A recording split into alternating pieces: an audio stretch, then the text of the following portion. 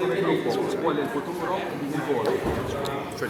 Il futuro è difficile da dire qual è il futuro, possiamo dirti che stiamo lavorando per il tour che è già iniziato qualche mese fa in Giappone, il mondiale, in America e finirà l'anno prossimo. Ci sono molti progetti su cui stiamo lavorando.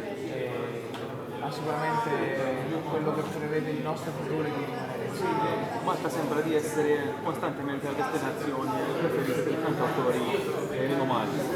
Cosa ti ha fatto decidere di venire qui per la terza volta? Sicuramente l'accoglienza che abbiamo avuto l'anno scorso, un pubblico davvero caloroso, tanto affetto, non si può non programmare una data, un concerto, perché Malta merita un nostro concerto e noi meritiamo di tornare e di essere di nuovo così come siamo fare a Madrid. Finalmente un messaggio per coloro che stanno venendo al concerto di stasera. Sì, non vediamo l'ora di cantare tutti insieme perché quello che faremo le canzoni più famose delle nostre storie. Ci emozioneremo e speriamo di emozionare anche il pubblico, noi ce la metteremo tutti. Grazie.